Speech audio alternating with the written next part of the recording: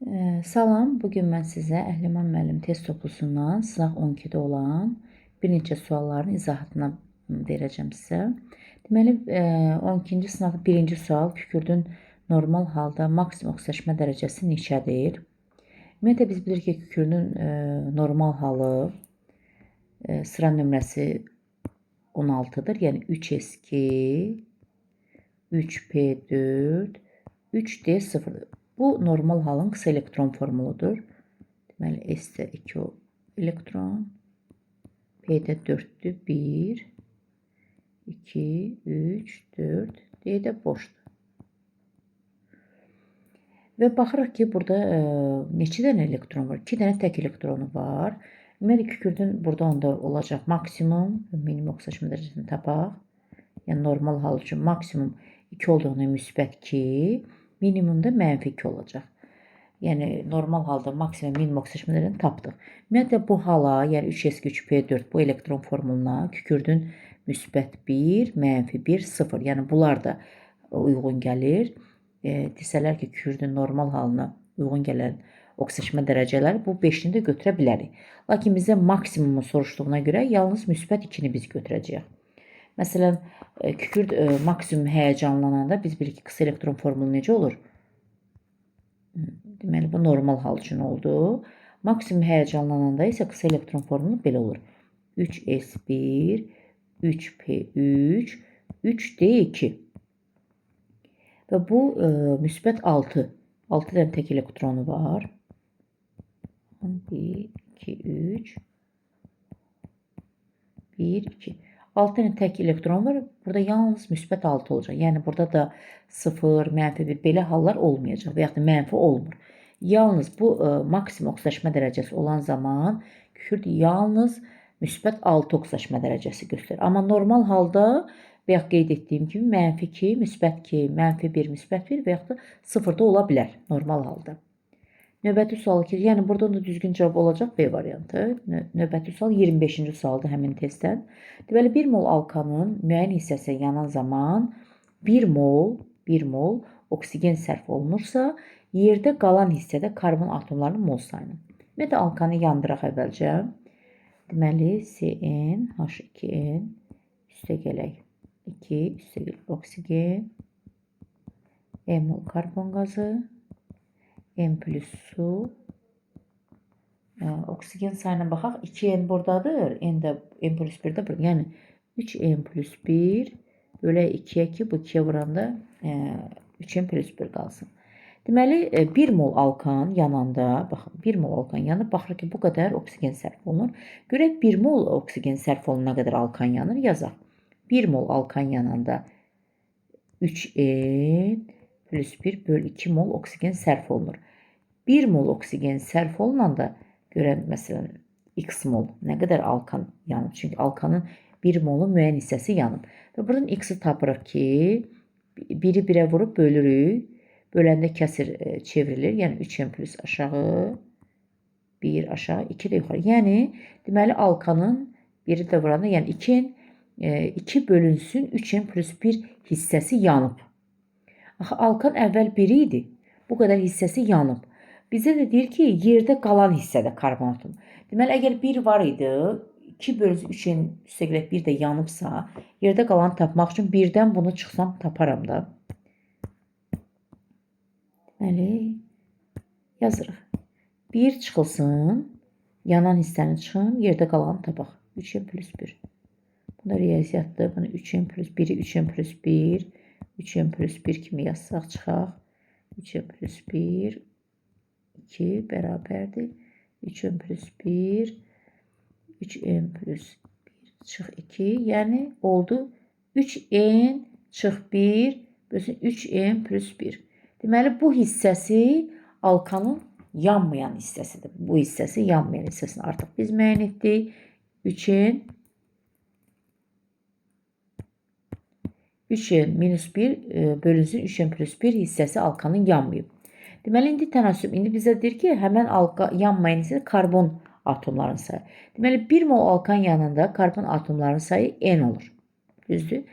3n minus 1 bölünsün 3n plus 1 hissəsi yanında görən karbon atomları nə qədər olur? Bax, bunu belə x-i tapırıq. X-i tapmaq üçün nə edəcəyik? Deməli, 3n minus 1, 3n plus 1 vuracaq n-ə. Vuracaq n-ə. N-i də vuranda 3n kvadratı çıx 1 çıx n, daha doğrusu n-i vuruq da hər birinə. 3n plus 1. 3n kvadrat çıx n. Baxın, B variantı olacaq. Düzgün cavab.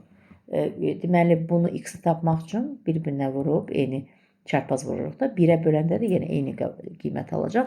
Yəni 3n kvadratı çıx n bölüsü 3n üstə gələk 1. Cavab B. Növbəti sual 29-cu sual. Deməli, bizə belə bir qrafik verib. Baxırıq ki, burada sıfırdan başlayan z yəni alınan maddədir. X-dən y reaksiya daxil olan maddədir. Yazaq. X üstə gələ y alınıb z. Neçə mol z alınıb? 2 mol. Molunu yazaq. Y əvvəl 5 idi, oldu 4. Yəni 1 sərf oldu. 1 moldu onda. X-in də 3 idi 2.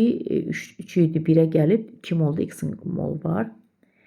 Və bunların tarazı halında deməli x olub 1, tarazı halında y olub 4, z olub 2. Və bizdən soruşur ki, həcmi 2 litr olan qapalı qabda reaksiya aparılır və tarazlıq yaranır. Tarazlıq anında düzünə gedən reaksiyanın sürət sabitinin, əksinə gedən reaksiyanın sürət sabitinin olan nisbətini hesablayın. Bizə bilirik ki, K tarazlıq nəyə bərabər? Tarazlıq sabiti bərabərdir. K düz bölünsün K əks. Deməli, bizə deyir ki, düzünə gedən reaksiyanın sürət sabitinin əksinə gedən reaksiyanın olan sürət sabitinə tap demək istəyir. Yəni, demək istəyir ki, tarazlıq sabitini tap. Yəni, çünki bunların nisbəti ilə tarazlıq sabitinə bərabərdir də. Ona görə biz burada tarazlıq sabitini tapsaq, elə bunların nisbətini tapmış oluruq. İndi keçək, bunlar deməli, burada bizə mol verilib. Amma biz bilirik ki, tarazlıq sabitini tapmaq üçün bizə qatlıqla işləməliyik. Və burada da həcm verib. Qatlığı tapmaq üçün molu həcmə bölmək lazım. Yəni 2-ni 2-yə böləndə 1, bunun qatlığı oldu 1. Z-in 4-ü 2-yə böləndə y-in qatlığı 2-dir. 1-i də 2-yə böləndə x-in qatlığı 0,5-dir. Tarazlıq sabitini tapmaq üçün K tarazlıq bərabərdir. 1-in kvadratı bölünsün 2, vurulsun 0,5-in əmsal qüvvətə qalxır. Bu da edir 1 bölünsün 0,5 vur 0,5 edəcək cavab 2. Düzgün cavab 2. Deməli, yenə deyirəm, tarazlıq sabiti nəyə bərabər oldu? Düzünə gedən reaksiyanın sürətinin, sabitinin əksinə gedən reaksiyanın sürət sabitinin olan nisbəti elə tarazlıq sabiti deməkdir. Cavab olacaq burada 29-da D. 40-cı suala baxaq. Doymuş mürəkkəb efirdir. Biz bilirik ki, mürəkkəb efir karbon turşularından spirtlərin birləşməsindən yaranır. Karbon hibrid orbitə. Ümumiyyətlə, mürəkkəb efirdə karbon sayı n ilə işarə etmiş isə, biz bilirik ki, baxın, bir də mürəkkəb efir yazın. Məsəl üçün. Baxırıq ki, mürəkkəb efirdə bu karbon da sp3-dür. Bu karbon da sp3-dür. Və yaxud da bu karbon sayını artırır da bilər. Məsələn, biraz artırıq, spirt tərəfi artırıq. sp3-dür. sp3-dür. Bir dənə sp2-si var. Deməli, əgər n nə qədərdirsə, n-1 bir dənəsini çıxanda, yəni bax, bir dənə bunu çıxanda yerdə qalanlar olur nə? sp3. Bəs bir dənəsi isə olur sp2. Deməli, mürəkkəb efirlərdə karbon sayı nə qədərdirsə, onun bir dənəsi sp2-dir. Qalan karbonlar, yəni n-1 isə birini çıxartdım sp2-nin sayı. Qalanları sp3-dür. İndi baxın, hibridi tapaq. Deməli, sp2 neçə deməkdir? Bir dənə də karbon, deməli, bu 3 eləyəcək. n-1 də biz 4-ə vuracaq. Çünki sp3 4 demək. 4-ə vuranda 4n-1 üstə gələ 3, -4 daha doğrusu. 4-ü də. Yəni, 4n çıx 1 bu hibrid orbital düsturu oldu. Biz müəyyən etdik.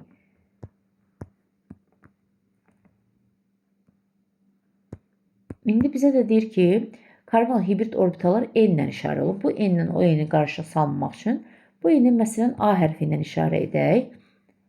Yəni həmən A-nı, yəni unutmayaq ki, A-nın yerinə biz n yazacağıq. Deməli 4n minus 1 bərabər edirik bu a-ya və düsturdakı n-i tapırıq həmişə.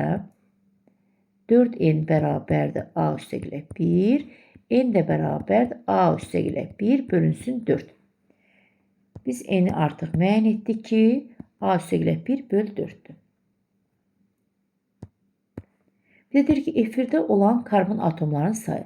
Efirin ümumi formulu CnH2n O2'dir. Ümumi atom burada baxırıq ki, 3n üstəgələk 2'dir. N'in yerinə də biz nə yazacağıq? A üstəgələk 1 böl 4. Yəni 3. N'in yerinə A üstəgələk 1 böl 4 üstəgələk 2. Bu da bərabərdir 3A üstəgələk 3 böl 4 üstəgələk 2 və 3A üstəgələk 3 böl 4 üstəgələk ortaq məxrəc böl 4 tapırıq. Burada eləyəcək artıq 4 olanda burası 8 olur. Hesabladıq 4. 3n üstəgələk 3 üstəgələk 8. 3n üstəgələk 11 böl 4. Cavab olacaq D variantı.